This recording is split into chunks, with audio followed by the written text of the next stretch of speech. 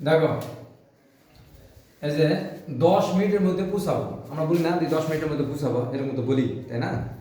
10 মিনিটের মধ্যে পৌঁছাবো এরকম যখন ইংরেজি আমরা বলবো তখন বলতে হবে এরকম যে arrive, A double R I V E, arrive in 10 minutes.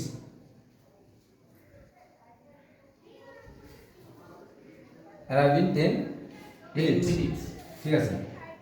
ওটা খুব খারাপ, আমরা বলি না ওটা খুব খারাপ, ওটা স হবে না, ওটা খুব খারাপ, এরকম বলি না। যখন এরকম হবে যে ওটা খুব খারাপ, তখন ইংরেজি বলবে এখন দ্যাটস, ওইটি বলিছে না, that's too bad, that too bad.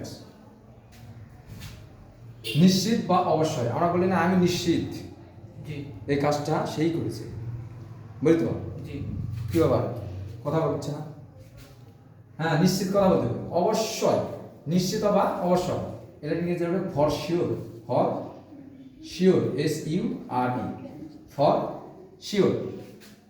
নিচের দিকে দেখো, আমরা বলি না একটা জিনিস খুঁজছি আমরা যখন যে খুঁজতে খুঁজতে পাচ্ছি না, হ্যাঁ নিচের দিকে দেখো, হ্যাঁ আবার দেখা যাচ্ছে আমরা বীজের উপরে আছি, নিচের দিকে দেখো, হ্যাঁ এরকম বলি তো। এই নিচের দিকে দেখো এর ইংরেজি তোমাকে জানতে হলে লিখতে হবে যে look down, look down, look down, নিচের দিকে দেখো, ঠিক আছে? নিচের দিকে দেখো। প্রবেশ নিষেধ, আমরা অনেক সময় বলি না যে জুতা খুলে ভিতরে ঢুকবেন, প্রবেশ নিষেধ এরকম বলি। এই প্রবেশ নিষেধ যদি হয় তখন বলবে no entry, ENTRY, no entry, প্রবেশ নিষেধ। আমরা অনেক সময় দরজার সামনে লিখে রাখি নো এন্ট্রি, প্রবেশ নিষেধ ইংরেজি বলতে হবে, তাই কথা বলো না। একটু দূরে, একটু দূরে, আমরা বলি না কোনো কিছু খুঁজতে গেলে আমরা বলি যে ভাই অমুকের বাসা কোথায়, বা বাজারটা কোথায়, বা অমুকের মোড়টা কোথায়, তখন আমরা বলি না একটু সামনে, একটু সামনে বা একটু দূরে, এইটুকু যদি বলবো তখন ইংরেজি বলতে হবে একটু সামনে, ইংরেজি হবে a little far, a little, LITTLE, little far. এটা তখন এ বলবো না, আ বলবো, আ লিটল ফার, ফার মানে দূরে, হ্যাঁ আ লিটল ফার। খুঁজে দেখো, আমরা কোনো কিছু বাসাতে যখন অনেক কিছু খুঁজে পাই না তখন আমার মাকে বলি যে মা ওটা কোথায় রাখছে আনাতে, আমরা বাবা স্কুলের মধ্যে খুঁজে দেখো, খুঁজে দেখো, এই খুঁজে দেখো ইংরেজি হচ্ছে find out, FIND, find out, we UTI. তাহলে খুঁজে দেখো ইংরেজি হচ্ছে ফাইন্ড আউট।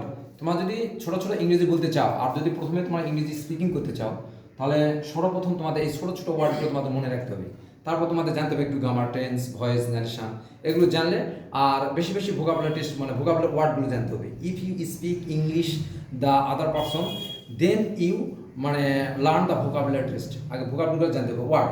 আমি যদি বলি লুক অ্যাট দ্য জাংলা, জাংলা ইংরেজি যদি তুমি না জানো তাহলে জাংলাই করা লাগবে, আর যদি জানো তাহলে বলতে পারবে লুক অ্যাট দ্য উইন্ডো, ঠিক আছে? এই জন্য এই ওয়ার্ডগুলো তোমাদের জানতে হবে, ছোট ছোট ওয়ার্ডগুলো তোমাকে জানতে হবে, স্পিকিং করার ক্ষেত্রে বেশি বেশি ওয়ার্ড জানতে হবে। ওকে, ক্লিয়ার?